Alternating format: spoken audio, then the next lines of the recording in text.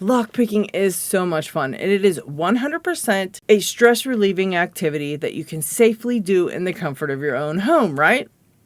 Wrong-ish. Wrong-ish, okay? There are times when it can actually be a little bit unsafe, and if you aren't careful, you could end up in some hot water. Today I'm going to talk to you about what you can do to stay safe and what you should not be doing with your newfound knowledge and skills. First, let's address your physical safety. Now, when we first start picking, we're just picking locks and it's all fine and dandy, and there isn't really anything you can get hurt on unless you maybe drop a lock on your toe or something like that. But once you get into gutting locks, there are times when it might not be so safe. Springs can go flying and so can clamps. A lot of us have been there. And, if you're not wearing some type of protective eyewear, you could actually really get injured. So my suggestion to you is if you're going to be gutting locks, just wear some protective eyewear to make sure that if a spring goes flying or a clamp goes flying, you are safe. Because you know what? It's all fun and games until someone loses an eye.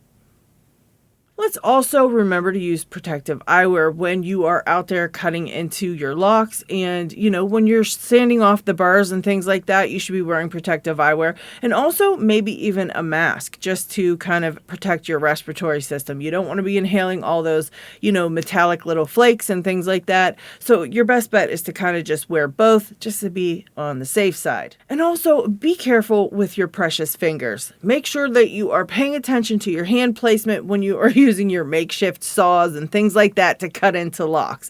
You don't want to lose your fingers and then not be able to pick a lock after that. And speaking of your fingers, I do want to give a little bit of a tip for when you're bumping locks. And I'm only giving this tip because I used a hammer to bump a lock once and I missed. And so I smacked my finger and it hurt like hell.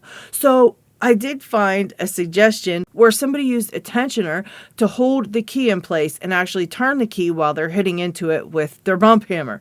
Now, if you're like me and you just use whatever, like a regular hammer, you can really hurt your finger if you're not careful. So just putting a tensioner in there removes your fingers out of the equation altogether. So it's just a safer way to bump your locks. Moving on from physical safety, another tip I can give you is to be aware of magnet placement in your lock lab. Now, what I mean by that is a lot of us have these big high-powered magnets to go hunting for springs and pins that have flown out of the locks. But those magnets can actually erase hard drives and things like that if you're not careful. So just try to remember to keep your stuff that can be erased by a magnet away from the actual big giant magnets that you've got floating around your lock lab. I'm sure I'm forgetting quite a bit here when it comes to safety and lock picking. So please like, subscribe, and leave a comment down in the comment section if you have any safety tips that you would like to share. Don't forget to like. Now on to some other stuff. This is stuff that we don't really talk about too much, but I did want to mention it just because it's part of kind of like safety and Locksport.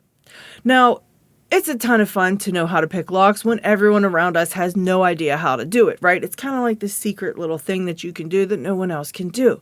And it's even cooler when your friend calls you and can't get into their house and they're locked out and they look to you like the hero. Like, come save the day and get me into our house.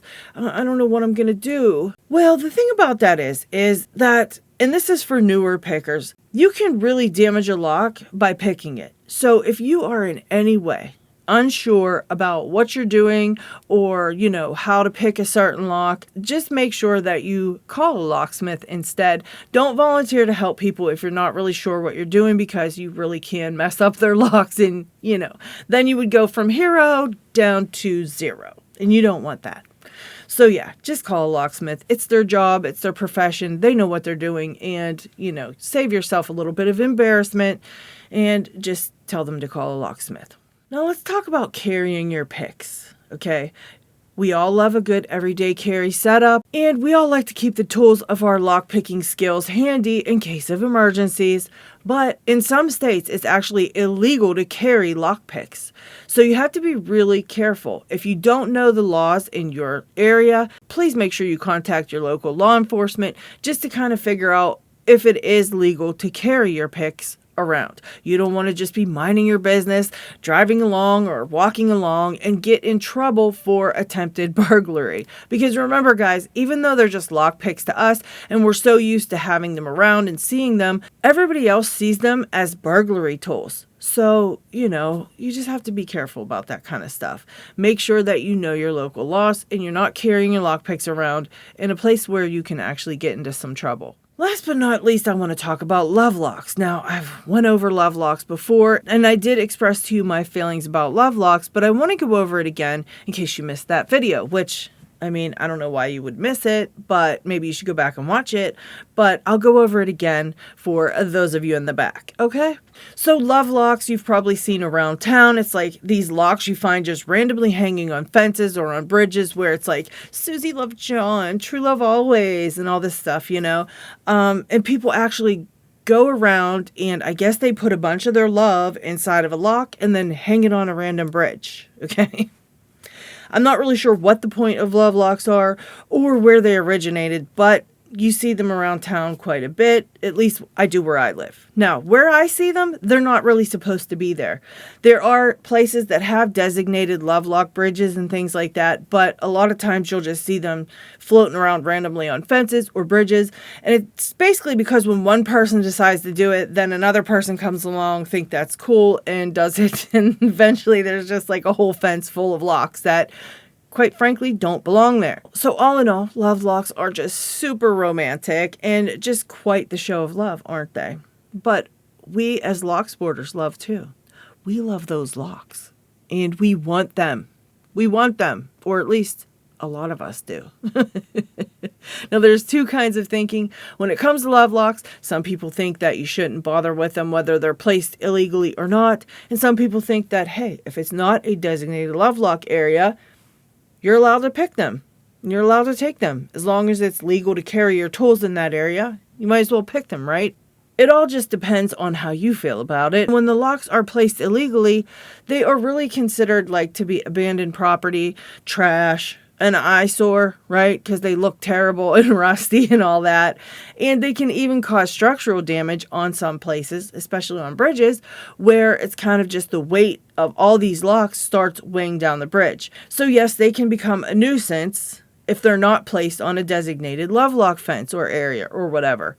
So here's where some trouble can happen, because there's lots of Karens in this world, and, they're out there watching and looking, and they're very nebby, and they want to see what you're doing. And so say you just decide to go remove some locks from a fence somewhere or a bridge somewhere. All right. And a Karen happens to see you. Maybe that Karen approaches you and starts some trouble with you, puts their hands on you. You just never know. And there's male versions of Karens out there too. So you might even have an encounter like that. Or they might just decide to call the local police, who might come over and find you with burglary tools and might not know the laws. And they might just arrest you. And these things can actually happen. And so it all depends on whether or not you want to risk chancing all this stuff happening. Now, I recommend if you are going to attempt to remove any types of love locks, that you just get in touch with the Public Works Department of the area that the love locks are located and just ask them if you have permission to remove the locks. Now, they'll probably say yes. And I've even heard of a couple of people saying they had actually written documentation that gave them permission to remove the locks. That way they had something to show if anybody did try to start something with them. So maybe that's an option for you. But, just get in contact with the Public Works first, so you kind of have a little bit of a green light to go ahead and pick these locks. And just remember that even with all of that, people can still mess with you when you decide to go and do this. So it might not be as safe as you think it is. Just be very, very careful and take all those things into consideration, And also, and I think this is the most important of all, when you remove these love locks, there is love in each lock. So you really need to be careful with what happens to that love. That's a whole lot of love that you're going to be dealing with should you remove several locks. So you really have to be responsible with, all that love. Just be responsible with it, guys. Use your head and use your heart. All right. I hope you found this video helpful, and I will see you on the next one. Bye. Subscribe.